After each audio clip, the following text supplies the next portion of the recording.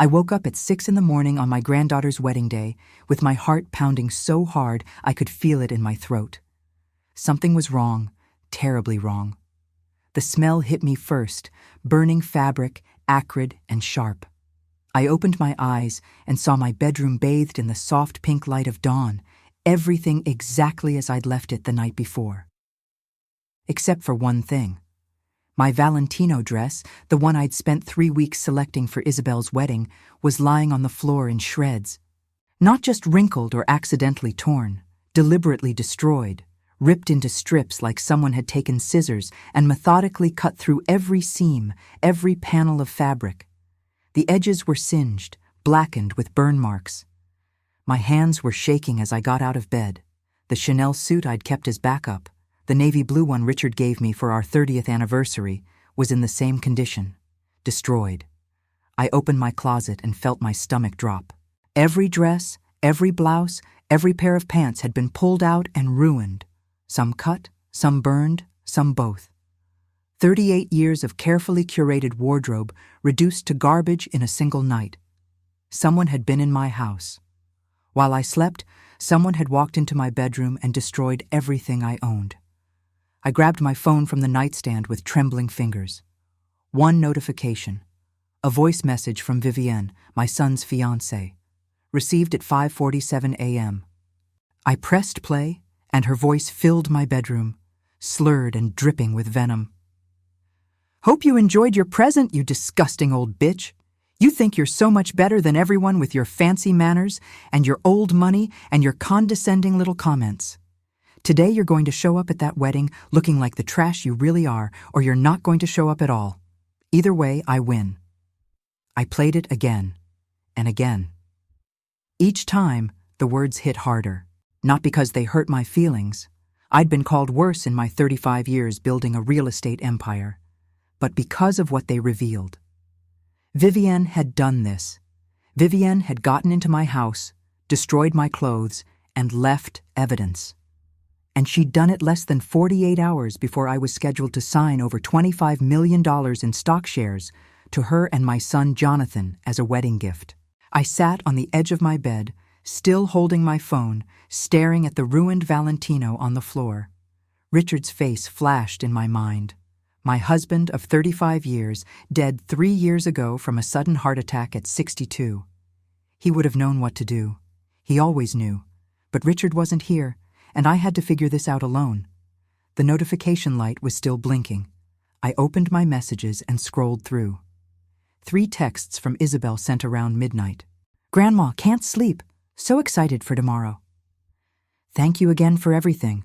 For the venue, for being there for me after Grandpa died, for being you. I love you so much. See you at 2 p.m. Don't be late. My sweet Isabel. 24 years old, kind to her core, getting married today to Philip Chen, a wonderful young architect who'd worked with Richard before he died. This was supposed to be her perfect day, and Vivienne had just tried to sabotage it by making sure I couldn't attend. I felt something shift inside me. Not panic, not even anger yet. Clarity. Cold, crystalline clarity. Vivienne had made a mistake. A fatal one. She'd underestimated a woman who'd spent 4 decades turning bankrupt historic properties into a $180 million hotel boutique empire. I hadn't gotten here by being a victim.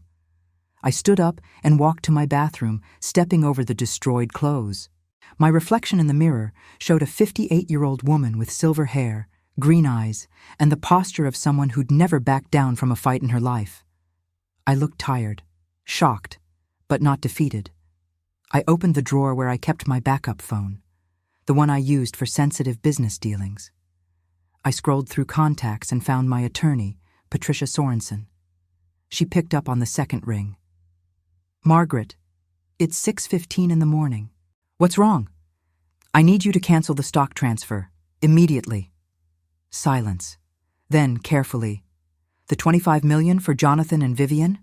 Margaret, the documents are already prepared. The signing is scheduled for Monday. Cancel it. Draft a trust for Jonathan instead. I'll explain later. Just do it now." "Okay, done. What happened?" "Vivienne happened.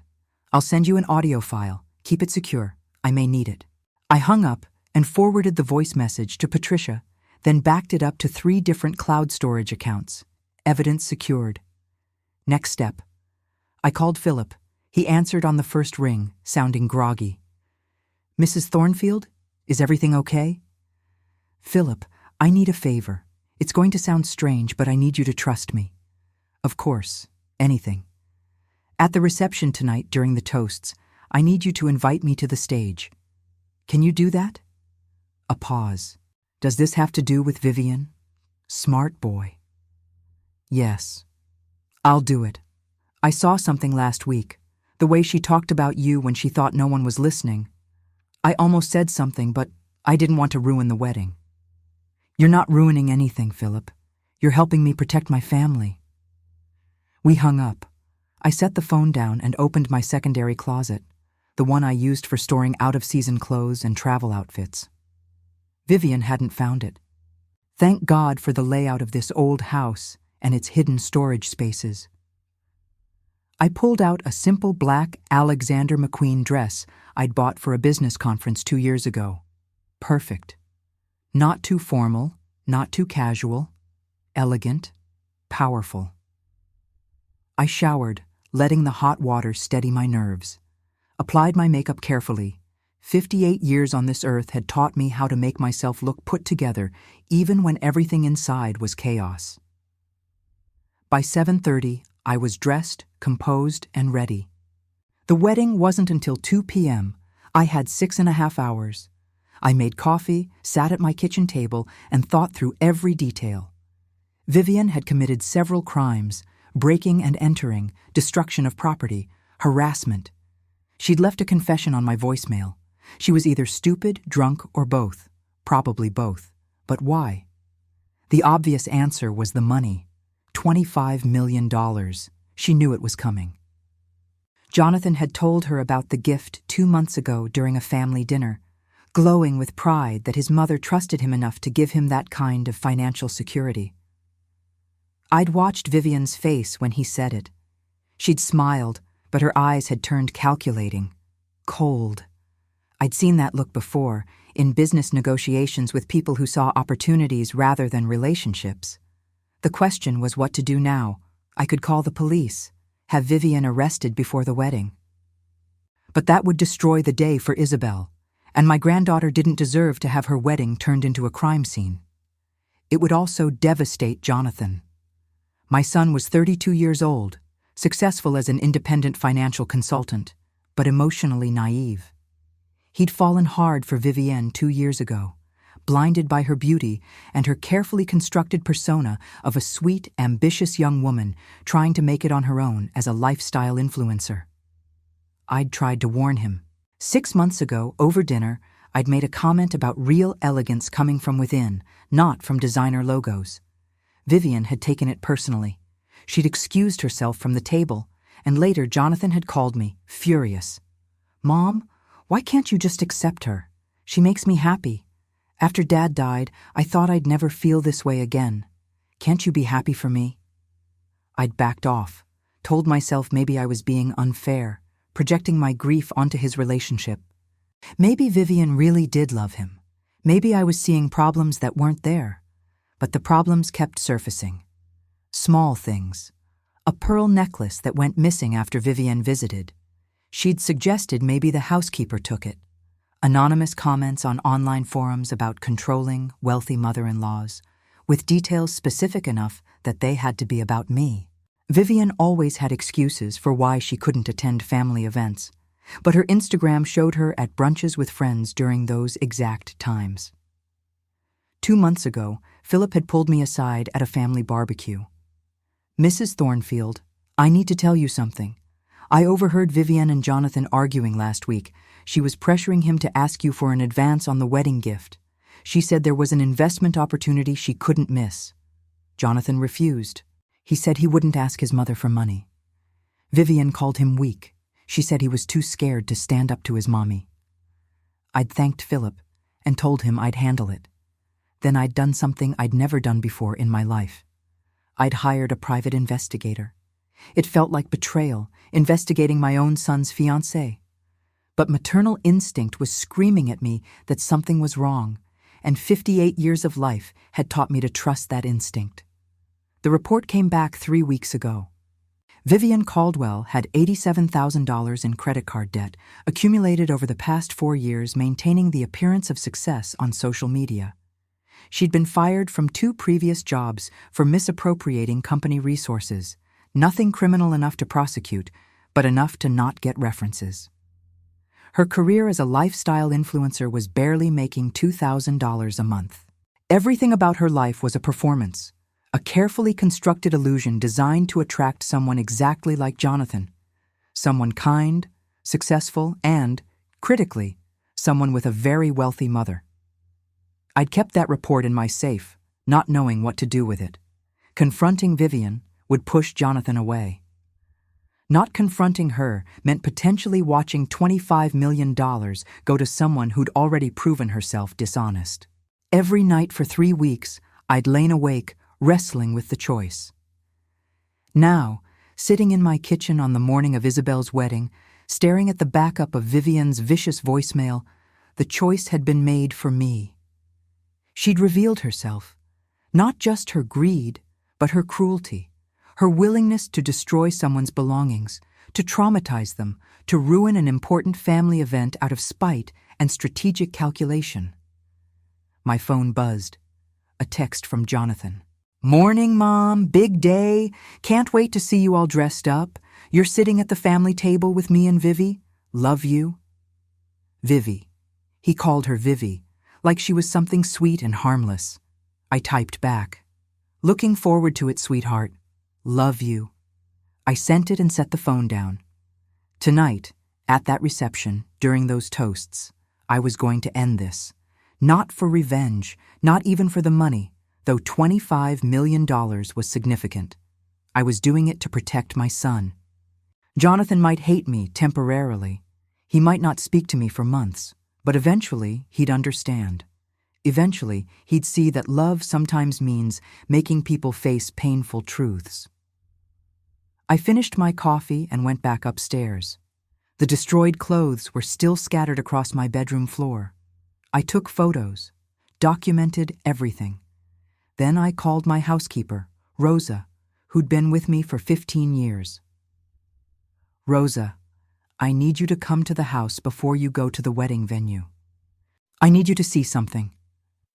"Mrs. Thornfield, is something wrong?" "Yes, but it's going to be okay, I promise." She arrived at 9. When she saw the bedroom, her hand flew to her mouth. "Dios mío, who did this?" "I know who. I need you to be a witness. Take photos. Write down exactly what you see. I'll need it later." Rosa nodded, her face grim. She'd never liked Vivian, I realized. She'd been polite, professional, but I'd never seen her warm to Jonathan's fiancée the way she'd warmed to Philip when he started dating Isabel. By 11 a.m., everything was documented. I had photos, timestamps, witness statements, the audio file backed up in multiple locations, and the private investigator's report ready to go. I also had my attorney on standby, ready to move forward with legal action for breaking and entering, destruction of property, and harassment. At noon, I drove to Rosecliff Manor, the property I owned in Greenwich, where the wedding was being held. The venue looked beautiful. White roses everywhere, chairs arranged in perfect rows, the old mansion glowing in the afternoon sun. Caterers were setting up tables. The wedding coordinator was directing staff. Everything perfect for Isabel's perfect day. I found the bridal suite and knocked. Isabel opened the door, her face lighting up. "Grandma, oh my God, you look stunning. I love that dress." She pulled me into a hug, and I held her tight, breathing in her perfume. My beautiful granddaughter, so much like her grandfather, kind, optimistic, seeing the best in people. She'd tried so hard to include Vivian in family activities over the past 2 years. She'd invited her to girls' lunches, shopping trips, spa days. Vivian had always found excuses to decline, but Isabel kept trying. "Are you excited?" I asked. "Terrified." "Happy?" "Both." Grandma, thank you. For everything. For this venue, for the flowers, for just being you. I don't know what I would have done after Grandpa died if you hadn't been there. You would have been fine. You're stronger than you know. Just like your grandfather. We talked for a few more minutes, then I left her to finish getting ready. I found my seat in the front row, exactly where I was supposed to be. Family section. Jonathan was standing near the altar, looking handsome in his tuxedo, talking to Philip. Vivian was somewhere getting ready with the other bridesmaids. At 2 p.m., the ceremony began. Isabel walked down the aisle on her father's arm, glowing. Philip's face when he saw her made everyone in the audience tear up. The officiant spoke about love, commitment, partnership. Isabel and Philip exchanged vows they'd written themselves, promising to support each other through everything life brought. I felt Richard's absence like a physical weight. He should have been here. He would have loved this. After the ceremony, everyone moved to the reception hall. Cocktails, appetizers, conversation. Vivian found me near the bar, looking stunning in a champagne-colored bridesmaid dress. She smiled, but it didn't reach her eyes. Margaret, what a surprise to see you looking so pulled together. I heard you had some wardrobe difficulties this morning. I met her gaze steadily. Nothing I couldn't handle. How resilient of you. She walked away, and I watched her go. In a few hours, that false confidence would be gone. In a few hours, everyone in this room would know exactly who she really was. The reception began at 6 p.m. Dinner was served. Salmon, roasted vegetables, champagne. Toasts started at 8. Parents of the bride. Parents of the groom. Best man. Maid of honor. Then Philip stood up, holding his glass, looking directly at me. Before we conclude, I'd like to invite someone very special to say a few words. A woman who's been like a second mother to me since I started working with her late husband. Someone who built not just a business empire, but a legacy of integrity and love. Margaret Thornfield, would you please join me? I stood and walked to the microphone. 150 faces turned toward me. Jonathan smiled, proud. Isabel looked surprised, but happy. Vivian's face had gone pale. I was ready. Time to tell the truth. Standing at that microphone, looking out at all those faces, I needed them to understand how we'd gotten here. Not just the events of this morning, but everything that led to this moment. So I started at the beginning.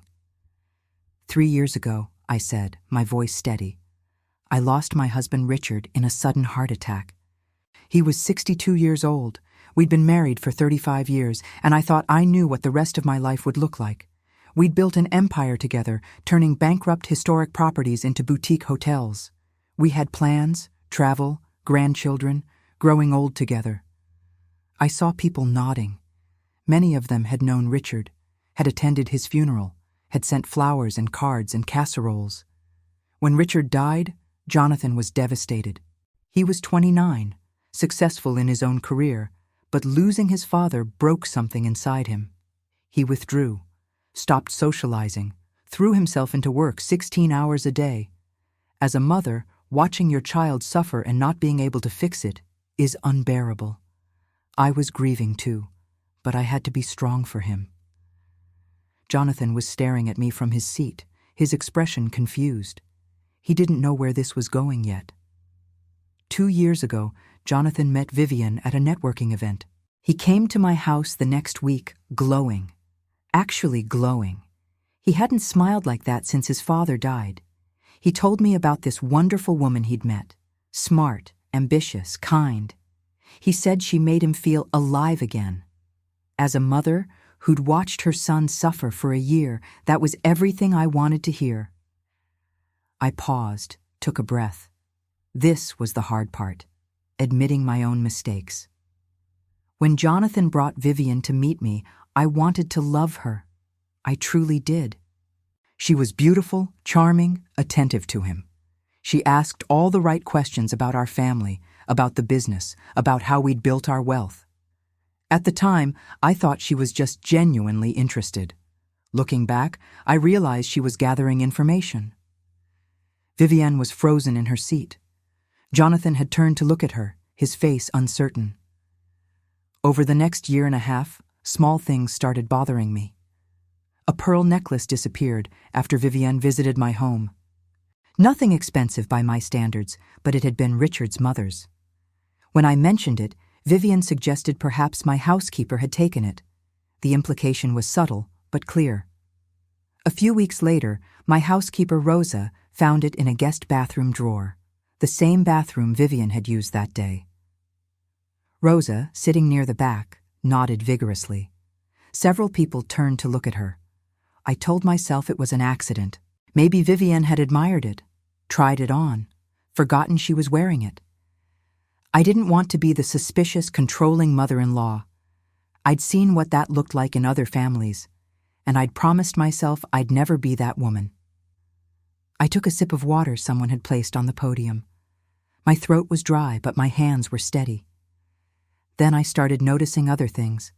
Vivienne would RSVP yes to family dinners, then cancel last minute with vague excuses. But her Instagram showed her at brunches with friends during those exact times.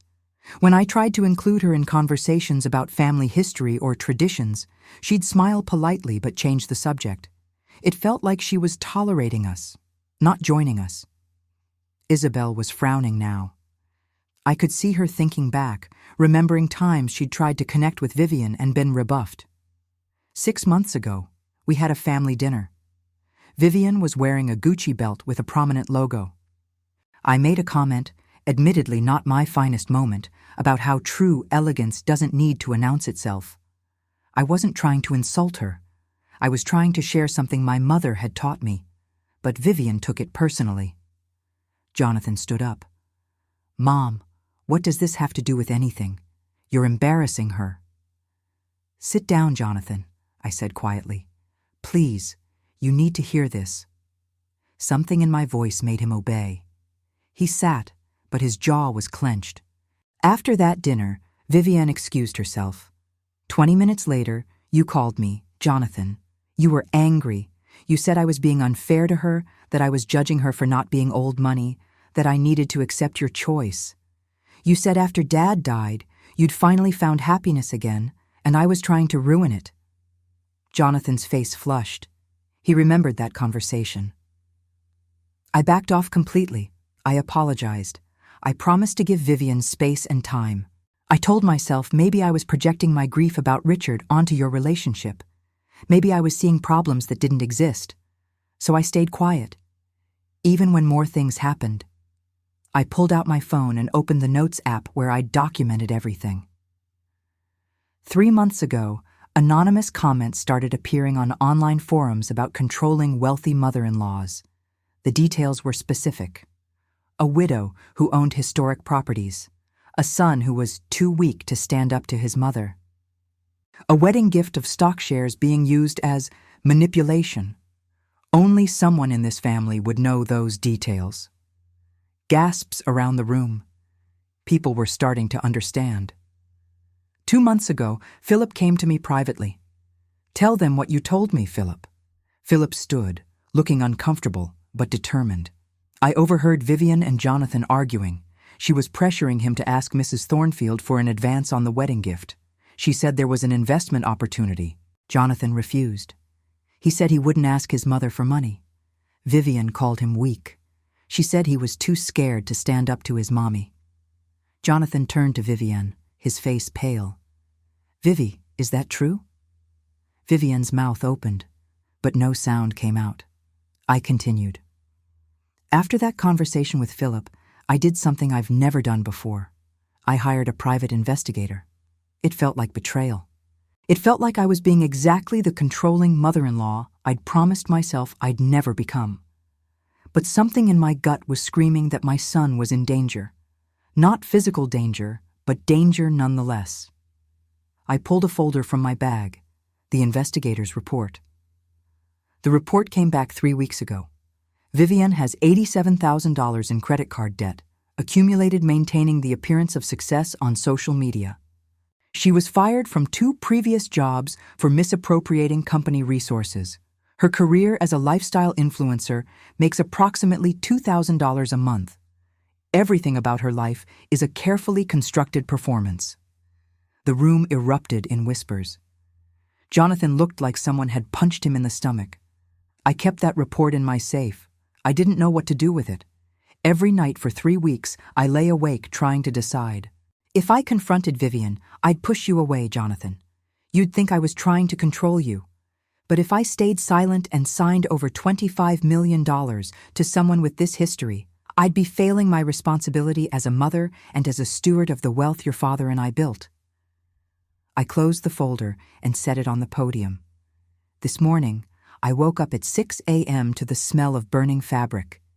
Every piece of clothing I owned had been destroyed, cut to pieces, burned.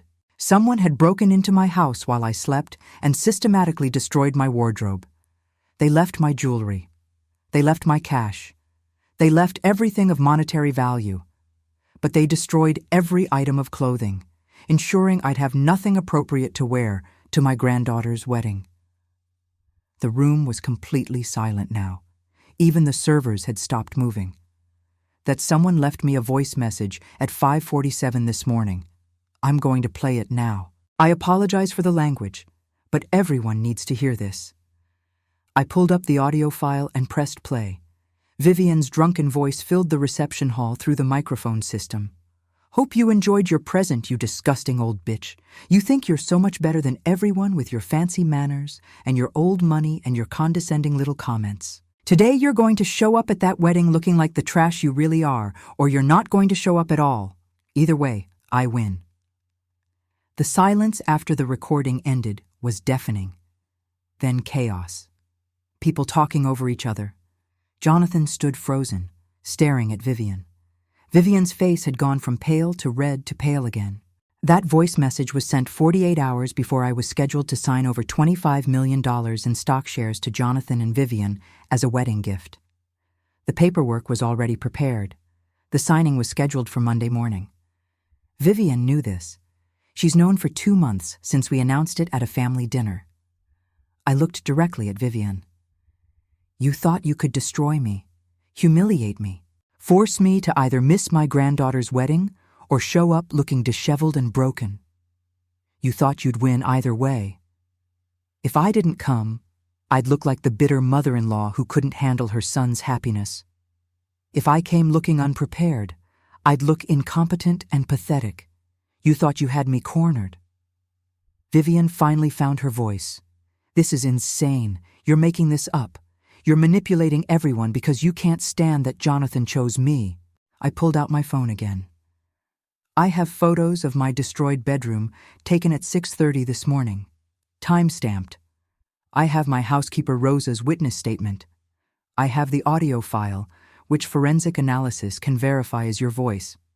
I have the private investigator's report documenting your financial situation and employment history. And I have text messages from you to Jonathan over the past 6 months that my attorney has reviewed. Messages where you repeatedly suggest ways to access your inheritance early or leverage your mother's assets. Jonathan was crying now, silent tears running down his face. Mom, I didn't know. I swear I didn't know. I know you didn't, sweetheart. That's why I'm doing this. Because you're my son, and I love you, and I will not stand by and watch someone destroy you the way they tried to destroy me. Vivian stood up so fast, her chair tipped backward. You're lying. You're a manipulative, vindictive old woman who can't stand that your son loves someone more than he loves you. This is all fabricated. Then explain the voice message, I said calmly. Explain why your voice is on my phone at 5:47 this morning, confessing to destroying my property. That's not me. You hired someone to fake it. You probably destroyed your own clothes just to frame me. Jonathan wiped his face and stood. His voice was shaking. Vivi, just tell the truth. Please. If you didn't do this, explain the message. But if you did, I need to know. Vivian looked at him, and for a moment I saw something flicker across her face. Calculation. She was deciding which story would work better. Denial or victimhood. She chose victimhood. Okay, fine. Yes, I left that message. But you don't understand the context. Margaret has been psychologically abusing me for 2 years. Every family dinner, every conversation, she makes little comments designed to make me feel small, cheap, unworthy. She's been trying to drive me away from you since the day we met. That's not true, I said. It is true. You've never accepted me. You look at me like I'm trash. You compare me to your perfect society friends with their old money and their designer clothes that don't have logos because they're so wealthy they don't need to prove anything. You've made me feel worthless. Some people in the audience were nodding. I could see the narrative working on them. Wealthy, older woman versus younger woman from humble background. It was an easy story to believe. Jonathan looked torn. Mom, is that true? Have you been making her feel unwelcome? I made one comment about elegance, I said. One comment in 24 months. I apologized for it. I backed off completely after that. I stopped offering advice. I stopped trying to include Vivian in family traditions. I gave her space. Space? Vivian laughed bitterly. You gave me cold silence. You made it clear I wasn't good enough for your precious son. And yes, last night I drank too much. Yes, I went to your house. But I was desperate. I was hurting. You were going to give us $25 million, but I knew the truth. You were going to use that money to control Jonathan for the rest of his life. Every decision we made, you'd hold that gift over our heads.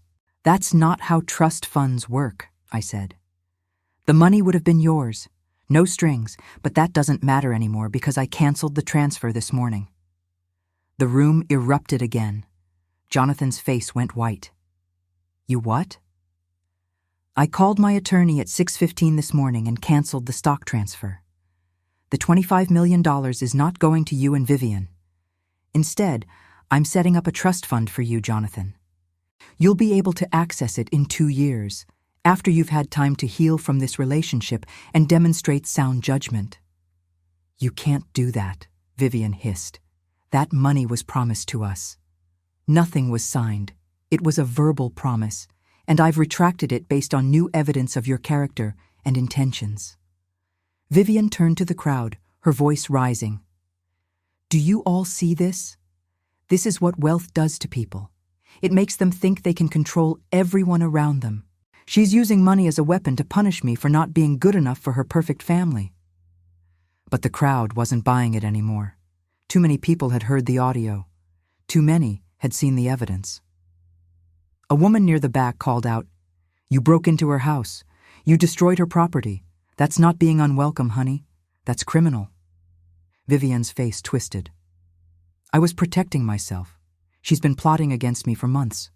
The private investigator? That's stalking. That's harassment.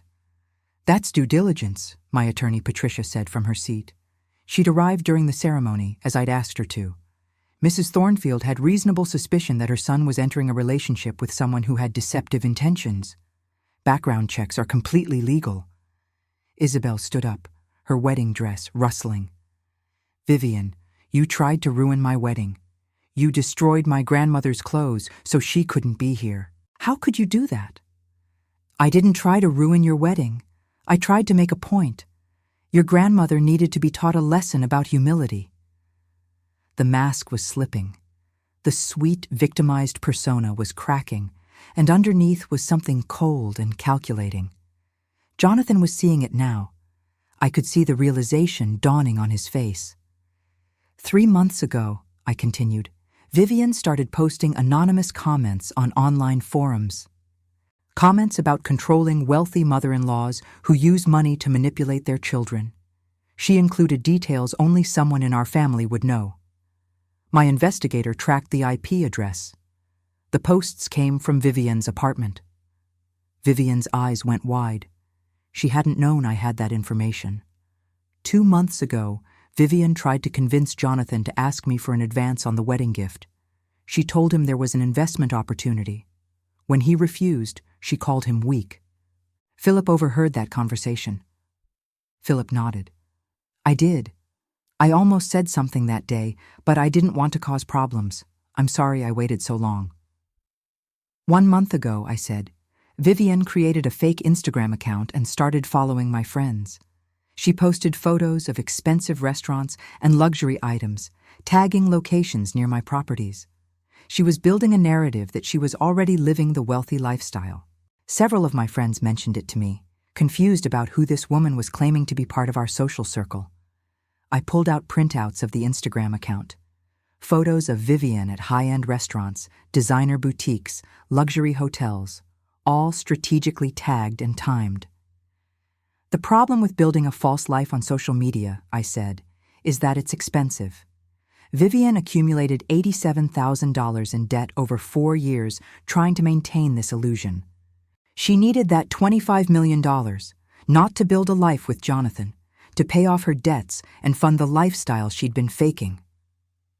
Jonathan sat down heavily. He looked like he might be sick. All of it was fake? The whole time? Not all of it, Vivian said quickly. I love you, Jonathan. I do. Yes, I made mistakes. Yes, I got into debt trying to fit into your world. But that doesn't mean my feelings aren't real. You destroyed my mother's property. You left her a voice message calling her a disgusting old bitch. You tried to manipulate me into asking her for money. How is any of that love? Because I was trying to build a future for us. Your mother was never going to accept me. I needed to secure our financial stability so we could be independent from her. By breaking into her house and destroying her clothes? Vivian's face hardened. I wanted her to feel what I've felt for 2 years. Small, powerless, worthless. I wanted her to know what it's like to be judged and found lacking. I never judged you for your background, I said quietly.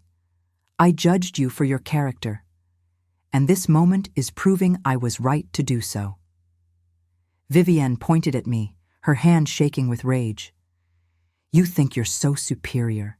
You think building hotels makes you better than everyone else, but you're just a bitter old widow clinging to control because you have nothing else left. That was the moment I knew we'd reached the point of no return. Not because of what she said about me, I'd been called worse in 40 years of business, but because of what it revealed about her. She wasn't capable of accountability. She wasn't capable of genuine remorse. She could only attack. Jonathan stood up and walked toward Vivian. I need you to leave. What? I need you to leave this wedding. Now. We're done. Jonathan, please, don't do this. Don't let her win. This isn't about winning. This is about you breaking into my mother's house and committing a crime. This is about you lying to me for 2 years. This is about me finally seeing who you really are. Vivian looked around the room, desperate. Is anyone going to defend me? You all just believe her because she's rich?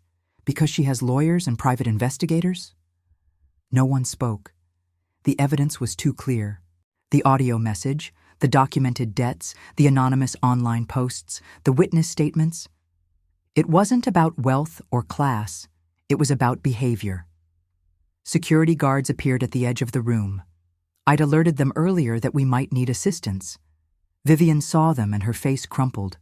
Not with genuine sadness, I realized, but with fury at being caught. You'll regret this, she said to me. All of you will regret this. Is that a threat? Patricia asked, standing up. Because if you're threatening Mrs. Thornfield or any member of this family, that becomes another legal issue we'll need to address. Vivian grabbed her purse. I'm leaving, but this isn't over. I'm going to tell everyone what kind of people you really are. I have followers. I have a platform. Everyone will know that the Thornfield family destroyed me because I wasn't good enough for them. Please do, I said, and I'll respond with the police report for breaking and entering, the forensic analysis of your voice message, and the documentation of your debts and employment history.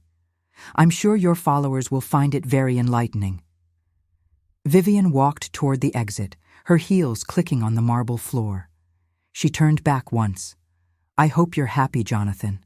I hope spending the rest of your life as your mommy's little boy makes you happy. Then she was gone. The room stayed silent for a long moment. Then Isabel started crying, and Philip pulled her into a hug. I'm so sorry, baby. I'm so sorry your wedding got ruined. It's not ruined, Isabel said, wiping her eyes. Grandma saved us. Imagine if we'd found out after they were married. Imagine if she'd actually gotten that money." Jonathan walked over to me. His eyes were red, his face pale. "Mom, I'm sorry. I'm so sorry I didn't believe you. I'm sorry I defended her. I'm sorry I called you controlling." I pulled him into a hug. "You wanted to be happy. You wanted to move on after losing your father. That's not something to apologize for." I was so stupid. "You were hopeful. There's a difference." He pulled back, looking at me. "Did you really cancel the money?" "I canceled the joint transfer. But you're still getting your inheritance, Jonathan, just in a trust that opens in 2 years. I need you to take time to heal, to go to therapy, to learn how to recognize manipulation. Then the money is yours." "I don't care about the money. I just can't believe I didn't see it. All those signs you mentioned, the missing necklace, the canceled dinners, the way she talked about money.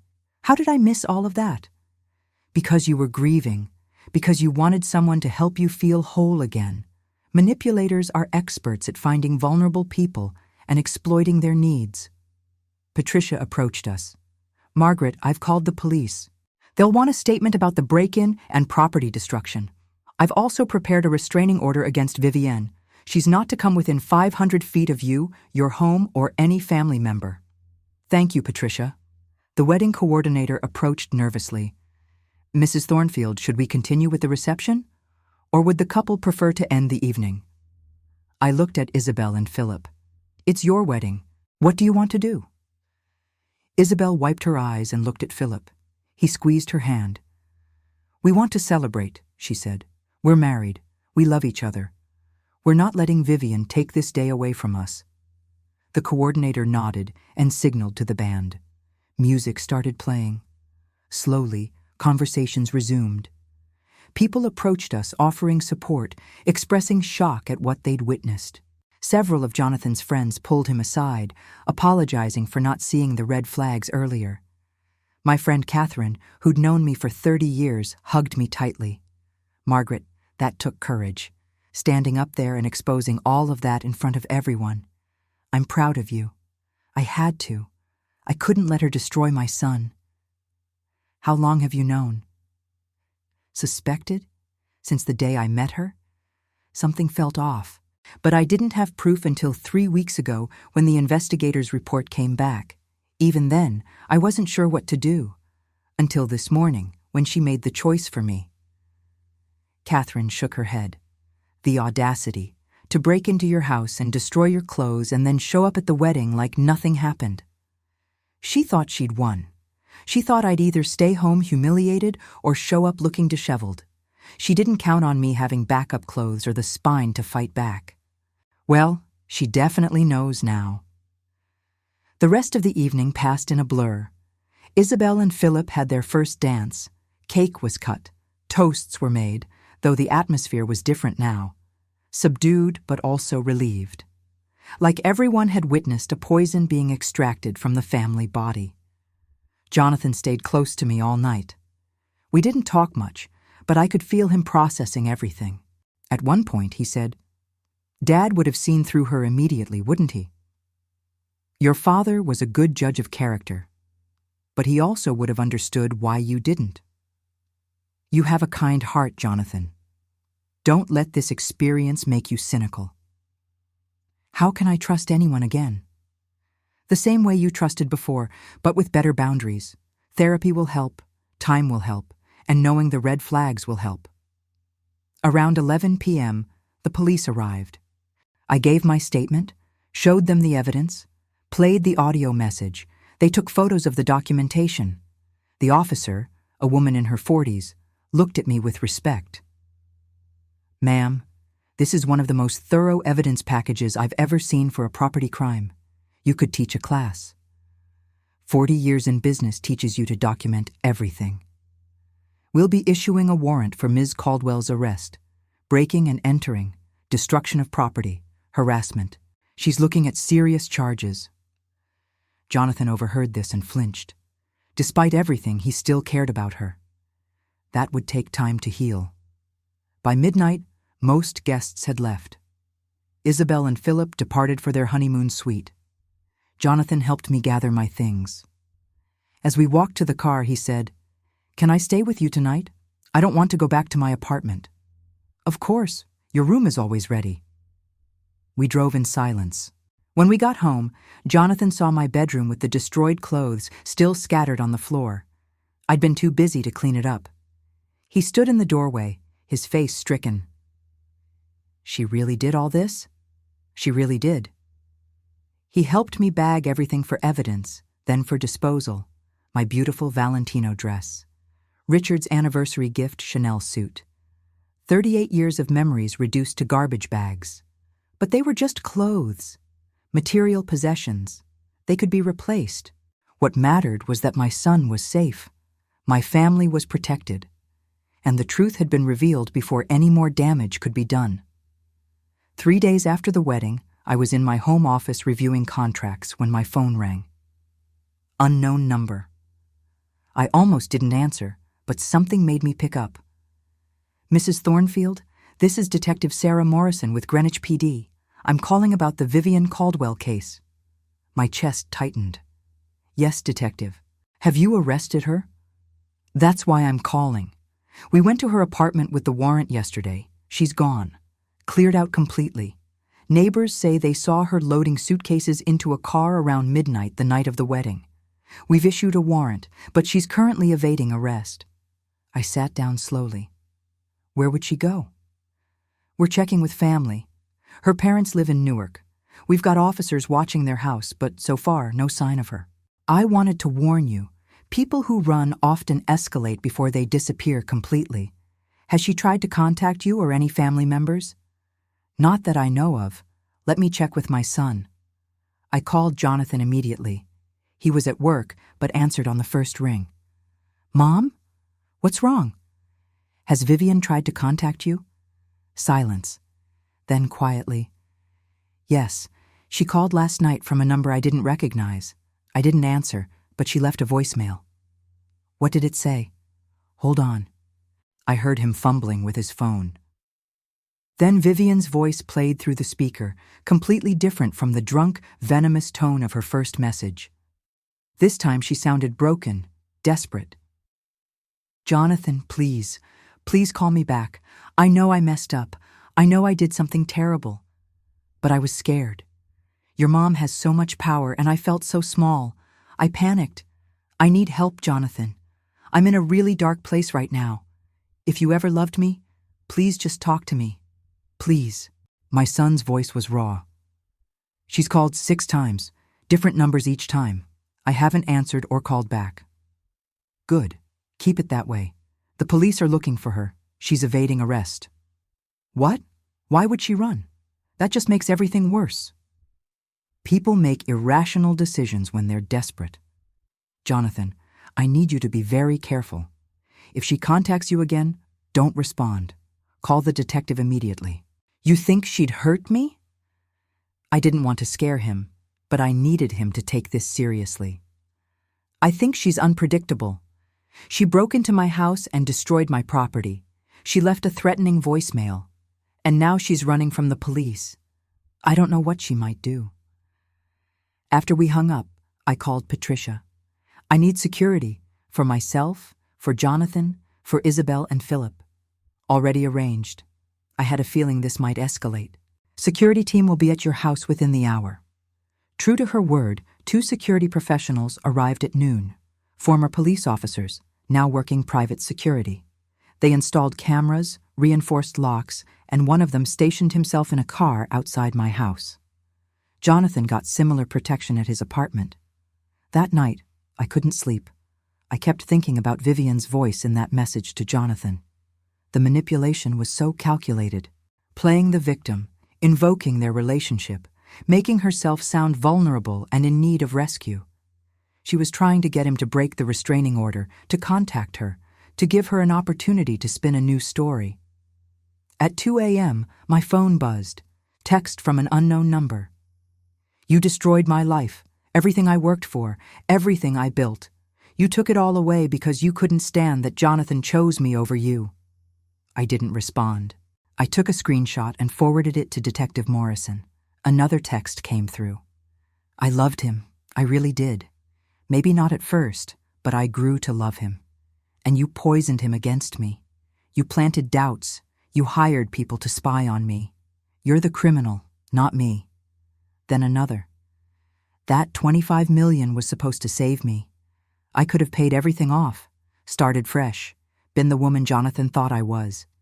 But you took that away. You took everything. I watched the texts come in, one after another, each one revealing more of her mindset. She genuinely believed she was the victim, that I had persecuted her, that breaking into my house and destroying my property was justified retaliation. My phone rang. Detective Morrison. Mrs. Thornfield, we're tracking those texts. Keep her engaged if you can. Don't say anything that could be used against you, but any response that keeps her texting helps us narrow down her location. I typed carefully. Where are you, Vivian? The response came immediately. Wouldn't you like to know, so you can send your attack dogs after me? I'm not that stupid. I'm not trying to attack you. I'm trying to understand why you did this. You want to understand? Fine. I'll tell you. I grew up with nothing. Nothing. My dad managed a department store. My mom was a school secretary. I watched rich girls at college buy whatever they wanted while I worked 3 jobs to afford textbooks.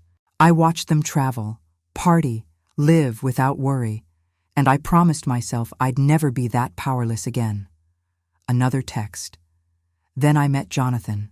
Sweet, successful, recently traumatized Jonathan, and I saw my chance. Not just for money, but for security, for respect, for the life I deserved after years of struggling. So you manipulated him, I wrote. I gave him what he needed. Companionship, affection, someone to make him feel alive after his father died. That wasn't manipulation. That was a fair exchange.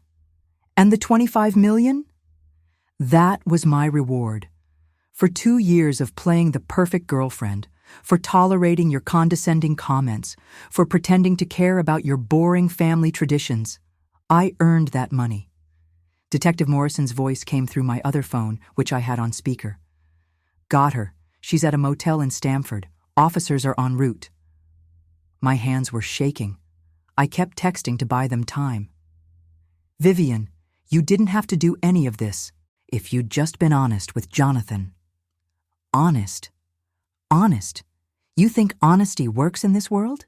You think I could have told him, "Hi, I'm broke and desperate, and I see you as my meal ticket," and he would have loved me anyway? You're delusional. What did you think would happen when he found out the truth? He wasn't supposed to find out. I would have paid off my debts with the $25 million.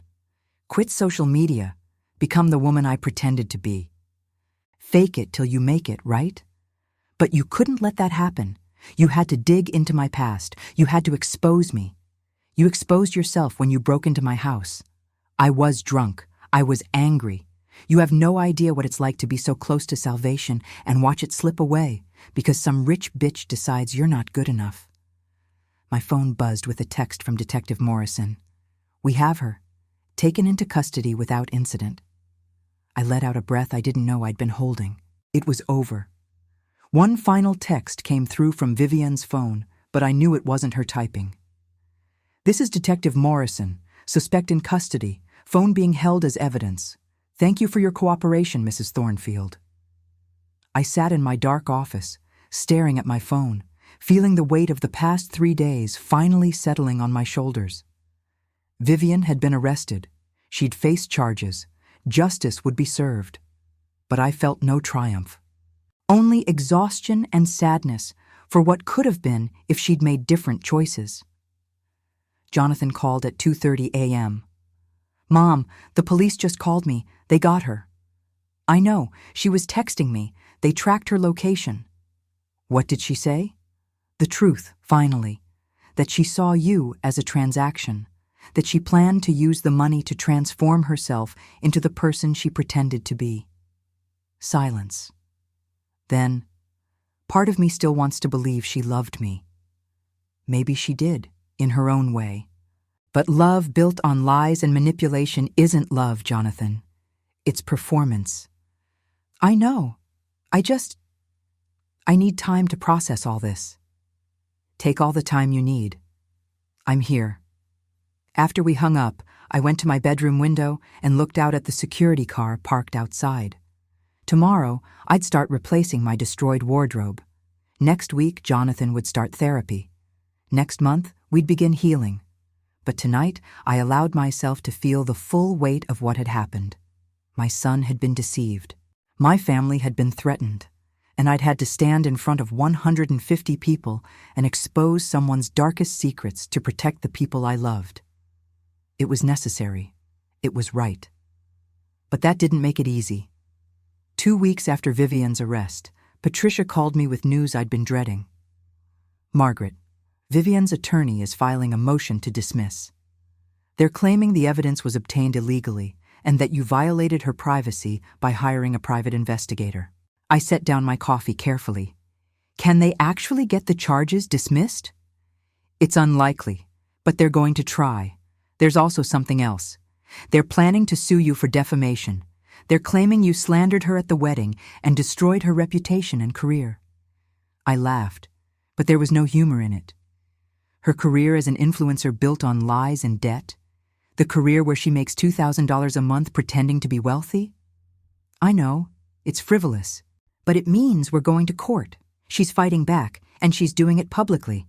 Her attorney already leaked the story to 3 tabloids. By tomorrow morning, you're going to be painted as the wealthy villain who destroyed a young woman's life. She was right. By the next morning, the headlines were everywhere. Millionaire real estate mogul sabotages son's relationship. Young woman's life destroyed by controlling mother-in-law. The dark side of old money. One woman's fight against wealthy dynasty. The articles painted Vivian as a struggling young entrepreneur trying to build a life, who fell in love with a wealthy man, only to be systematically destroyed by his jealous, controlling mother. They mentioned the private investigator, calling it stalking. They mentioned the wedding speech, calling it public humiliation. They mentioned the canceled $25 million, calling it financial manipulation. My phone didn't stop ringing. Friends, business associates, people I hadn't spoken to in years, all wanting to know if the stories were true. Some believed me immediately. Others were skeptical. A few were downright hostile. Catherine called me, furious. Margaret, I just read the most ridiculous article. Please tell me you've already called your attorney. Patricia is handling it. Apparently, this is Vivian's strategy. If she can't beat the criminal charges, she'll win in the court of public opinion. It's working. I've seen 3 people share the article on Facebook with comments about how wealthy people think they can control everyone. They're calling you a narcissist, a bully. Someone even said you should be investigated for elder abuse, which makes no sense since you're only 58 and Vivian is 29. People believe what they want to believe. Wealth makes you an easy villain. So what are we going to do about it? We are going to let the legal system work. I have evidence. I have witnesses. I have Vivian's own voice on recording, confessing to the crime. The truth will come out. But over the next week, the attacks intensified. Vivian's attorney held a press conference. Vivian appeared beside him, dressed conservatively, makeup minimal, looking young and vulnerable. She cried as she told her story. I fell in love with Jonathan Thornfield 2 years ago. He was kind, successful, everything I'd ever wanted in a partner. But his mother never accepted me. From our first meeting, she made it clear I wasn't good enough. I wasn't wealthy enough. I wasn't from the right family. I wasn't part of their social class. The camera zoomed in on her tears. I tried everything to win her approval. I attended every family dinner. I smiled through her cutting comments. I pretended not to notice when she investigated my background like I was a criminal. And when Jonathan told me his mother was giving us $25 million as a wedding gift, I was happy. Not because of the money, but because I thought it meant she finally accepted me. She paused, wiping her eyes. But then, the night before the wedding, I got drunk. I was nervous, emotional, overwhelmed. I sent Mrs. Thornfield a voice message that I deeply regret. The words I used were wrong. I was hurt and angry, and I lashed out. But I never broke into her house. I never destroyed her property. She fabricated that evidence to frame me, to give her an excuse to take away the wedding gift and humiliate me publicly. The attorney stepped in. We have evidence that Mrs. Thornfield destroyed her own property and blamed it on Ms. Caldwell. We have testimony that she's been systematically targeting my client for 2 years. And we're prepared to prove in court that this is a case of a wealthy, powerful woman abusing her position to destroy someone she considered beneath her. I watched the press conference from my office, feeling physically ill. It was masterfully done. Vivian looked sympathetic, wounded, honest. The attorney sounded confident and righteous. If I didn't know the truth, I might have believed them. Jonathan called me in tears. "Mom, people at my office are asking if you really did all that. My boss pulled me aside and asked if I was okay. I told him the truth, but I could tell he didn't fully believe me. He kept saying things like, families are complicated, and sometimes perspective matters. I'm sorry, sweetheart. This is going to get worse before it gets better." How much worse? I didn't know how to answer that. 2 days later, I found out. Protesters showed up outside my house. About 20 people, mostly young, holding signs. Rich people don't own love. Justice for Vivian. Stop elder financial abuse. The last one was particularly absurd, given that I was supposedly abusing someone 29 years younger than me. But facts didn't seem to matter. The security team kept them off my property, but they stayed on the public sidewalk, chanting and filming themselves for social media. My neighbors were understanding, but I could see the strain. This was a quiet, elegant neighborhood. Protesters with megaphones disrupted the peace. Patricia filed an emergency motion to stop the harassment. This is intimidation. They're trying to pressure you into dropping the charges. I'm not dropping anything. I know. But Margaret, I need you to understand what's ahead. This is going to trial. Vivian's attorney is good. He's going to put you on the stand and paint you as a controlling narcissist. He's going to ask about every interaction you had with Vivian, every comment you made, every time you expressed reservations about the relationship. He's going to make you look like the villain. Then we'll show the evidence, the voice message, the text messages, the documented break-in. We will. But juries are unpredictable, especially when it's a wealthy older woman against a young, attractive defendant. The optics are bad. I thought about that conversation for days. Was I prepared to be publicly vilified? To have my reputation dragged through the mud? To possibly lose, despite having truth on my side? Then I got a call from someone I didn't expect. Philip, Isabel's husband. "Mrs. Thornfield, I need to tell you something.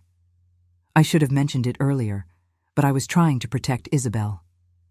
3 months before the wedding, Vivian approached me privately. She asked if I could convince you to give the wedding gift early. She said she and Jonathan wanted to start investing before the wedding, get ahead of the market. I told her that wasn't my place.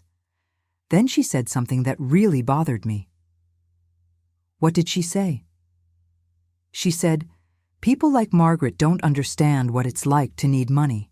Maybe if she faced some financial consequences, she'd be more generous." At the time, I thought she was just venting. But looking back, I think she was planning something even then. Will you testify to that? Absolutely. I'll testify to everything I heard. The arguments with Jonathan, the inappropriate questions about your finances, the way she talked about you when she thought no one was listening. Isabel will too. We both saw things we should have spoken up about sooner. That phone call changed everything. Patricia immediately added Philip and Isabel to the witness list. 2 days later, Rosa, my housekeeper, came forward with her own statement. She'd kept detailed notes about Vivian's visits, including items that had been moved or gone missing. "Mrs. Thornfield, I never said anything because you told me not to cause trouble. But that girl was always looking through your things, opening drawers, asking questions about what things cost. One time I caught her taking pictures of your jewelry box. When I asked what she was doing, she said she was helping Jonathan pick out a birthday gift for you. But your birthday isn't until October, and this was February. Then Jonathan's business partner reached out. Margaret, I don't know if this helps, but about 6 months ago, Vivian came to our office.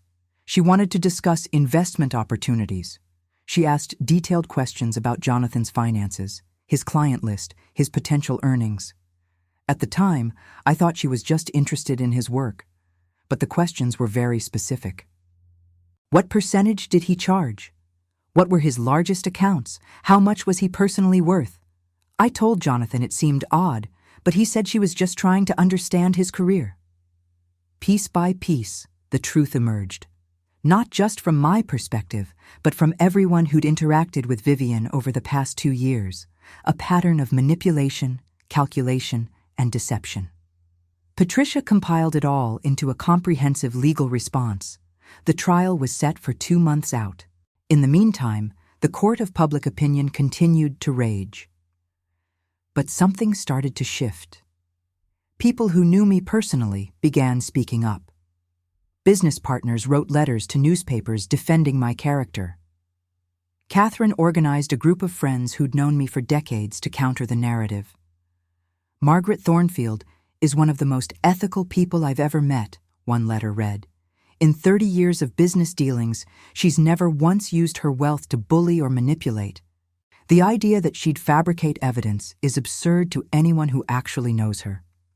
Even some of Jonathan's friends posted on social media. I've watched Jonathan suffer through this relationship for 2 years. His mom tried to support him while having serious concerns. That's not controlling. That's parenting. The tide was turning slowly, but Vivian's attorney wasn't giving up. A week before the trial, he released Vivian's diary entries to the press. Page after page of her describing her relationship with Jonathan, her struggles to fit into the family, her pain at my rejection. It was compelling. It was emotional. It was also, I suspected, completely fabricated or heavily edited. Patricia confirmed my suspicions. Those entries are dated, but there's no metadata proving when they were actually written. I'm betting she wrote them after her arrest, specifically for this purpose. We'll challenge their authenticity in court. The night before the trial began, I sat in my living room with Jonathan. He'd moved back home temporarily, unable to face his apartment where he'd lived with Vivienne for 6 months. Mom, what if we lose? Then we appeal, and we keep fighting until the truth is recognized. But what if the truth doesn't matter? What if people just believe what they want to believe? I thought about that.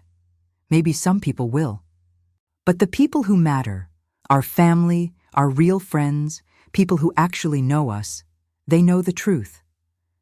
And ultimately, we're not fighting for public opinion. We're fighting for justice and for your future.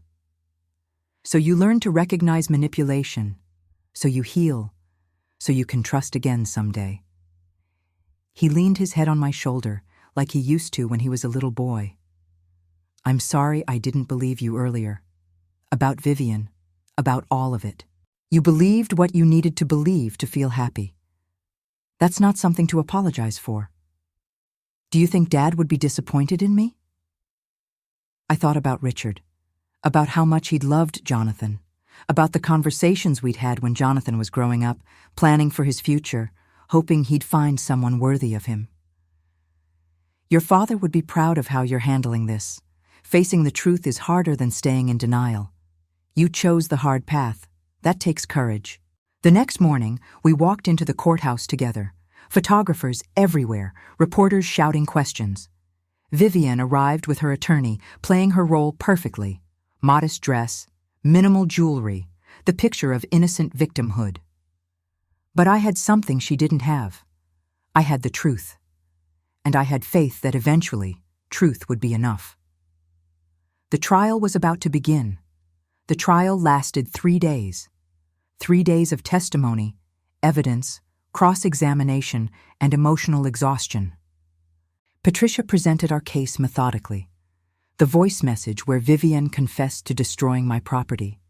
The text messages where she admitted her true motivations, Rose's testimony about the missing necklace and Vivienne's suspicious behavior, Philip's testimony about Vivienne's request to advance the wedding gift, and her ominous comment about me facing financial consequences. But the moment that changed everything was when the prosecution's digital forensics expert took the stand. A woman in her 40s with 20 years of experience analyzing electronic evidence. I examined the diary entries Ms. Caldwell submitted as evidence of long-term emotional abuse, she testified. The documents were created in Microsoft Word. The metadata shows they were all written on the same day, 4 days after Ms. Caldwell's arrest. Someone created a document, backdated entries to span 2 years, and printed them to appear authentic. The courtroom erupted. The judge called for order. Vivienne's attorney objected, but the evidence was irrefutable. The diary that had been leaked to the press, that had garnered so much sympathy, was completely fabricated. Vivienne's attorney tried to recover. He put Vivienne on the stand, and she gave an emotional testimony about feeling persecuted, misunderstood, desperate. But under cross-examination, Patricia methodically dismantled every claim. Ms. Caldwell, you stated that Mrs. Thornfield made constant cutting comments about your appearance and background. Can you provide specific examples with dates and witnesses? Vivienne faltered. It was more of a feeling, the way she looked at me. Her tone. So no specific comments you can cite? There was the one about elegance not needing logos. One comment in 24 months, and you apologized for that comment immediately, didn't you, Mrs. Thornfield? I nodded from my seat. Patricia continued. Ms. Caldwell, you've stated you never broke into Mrs. Thornfield's house. How do you explain the voice message sent from your phone at 5:47 a.m. confessing to destroying her property? I was drunk. I was angry. I said things I didn't mean. So you admit you sent the message? Yes, but I was just venting. I didn't actually do anything. Then why did you say, and I quote, "Hope you enjoyed your present"? What present were you referring to? Vivienne's face flushed. I don't remember. Like I said, I was drunk. And when you texted Mrs. Thornfield 3 days later saying that $25 million was supposed to save me, I could have paid everything off. What did you mean by that? I meant that the money would have helped us build a life together. But you specifically said save me and paid everything off. Were you referring to your $87,000 in credit card debt? My financial situation is private. It became public when you sued Mrs. Thornfield for defamation. You claimed she falsely stated you had significant debt, but you do have $87,000 in credit card debt, don't you? Silence, then quietly. Yes. And you were fired from 2 previous jobs for misappropriating company resources, correct?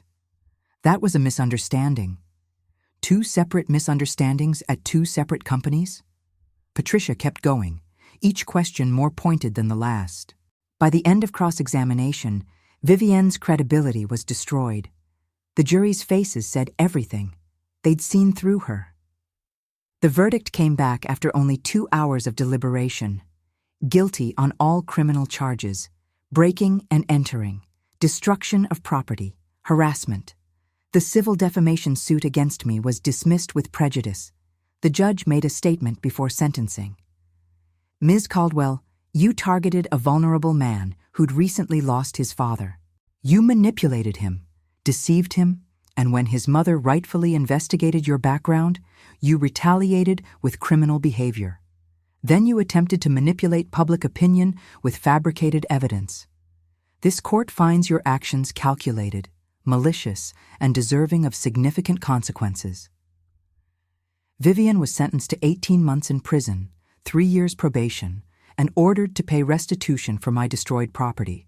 She was also ordered to issue a public apology and correction regarding the fabricated diary entries.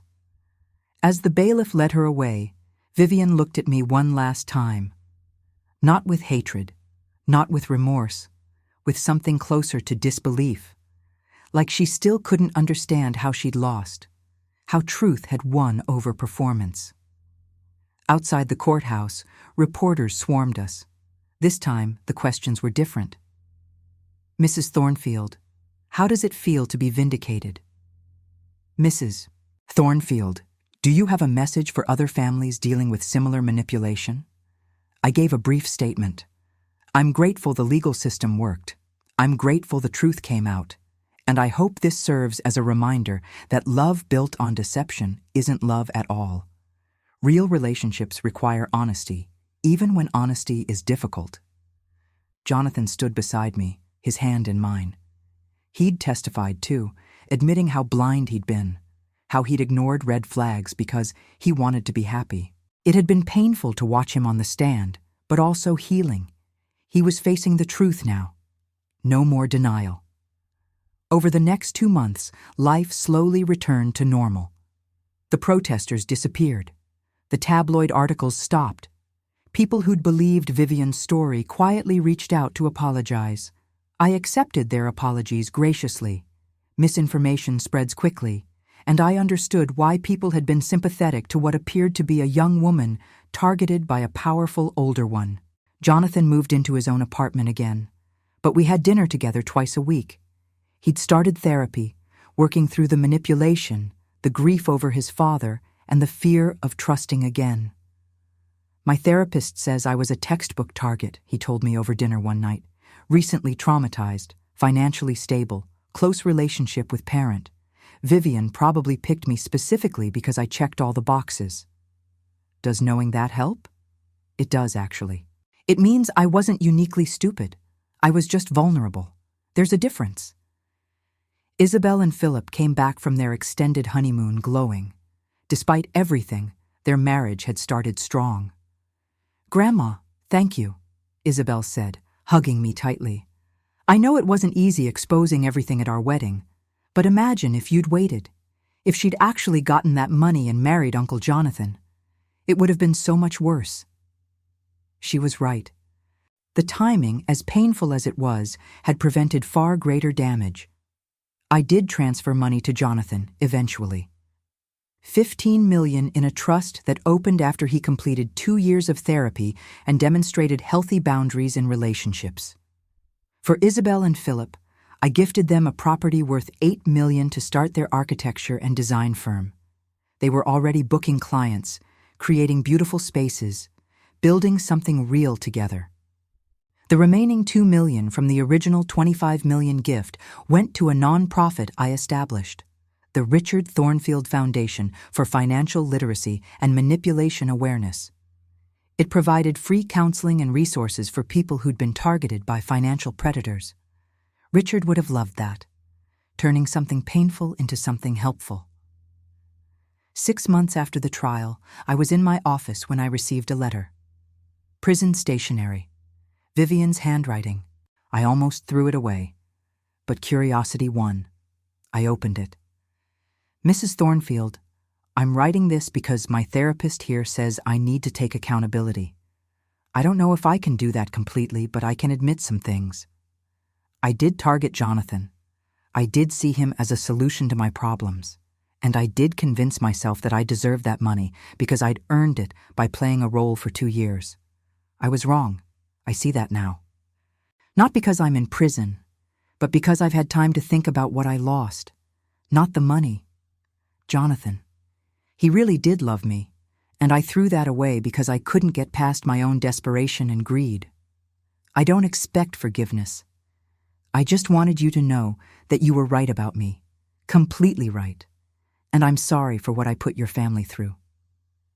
I read the letter twice. Then I filed it away.